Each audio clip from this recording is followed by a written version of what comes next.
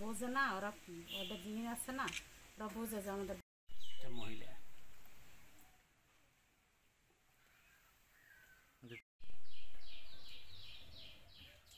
উনি বললো যে রেখে দিতে, ওর মা আসলে ওর মা নিয়ে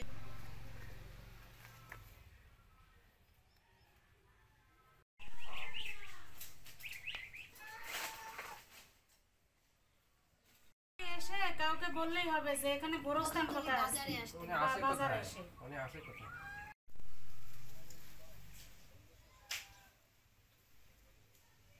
কোনা থেকে আসতে দেন তাহলেই করেন, প্রাইমারি স্কুলের সামনেই আসেন, ওই এখানেই আসেন। এটা আছে ডিম নিয়ে বসে আছে, ওই সব খায় ফেলাইছেন না? মরে গেছে, এই যে অসুখ আছে হোয়াটসঅ্যাপে দিয়ে দিই।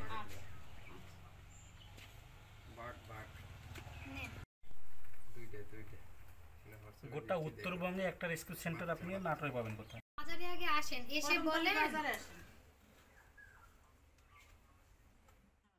যখন আমি একটা নিয়ে আসছি, তারপরে কুকুরের শব্দে আরেকটাকে তাড়া করছে, তখন আমি যে আরেকটাকে নিয়ে আসছি, চারটা ছিল, দুটাকে কুকুর খেয়ে ফেলছে, ওটাকে আমি রেস্কিউ করতে পারিনি। তখন আমি কথা বলে ওনারা বললো যে মায়ের জন্য অপেক্ষা করতে, তো মা সারা রাত থেকেও মা আসেনি। তারপরে তো আমি ওকে খাবারও দিছি, কিন্তু খাইনি, যেহেতু বনের জিনিস। দুটি বন বিড়াল উদ্ধার হয়েছে, সেখানে আমরা খবর পেয়ে এসে তথ্য সংগ্রহ করলাম এবং তারা এই ঘটনাস্থল থেকে দুটি বন বিড়াল নিয়ে তারা যথাযথ ব্যবস্থা গ্রহণ করবে। বন্যপ্রাণী ব্যবস্থাপনা প্রকৃতি সংরক্ষণ বিভাগ, রাজশাহী হতে আসছি।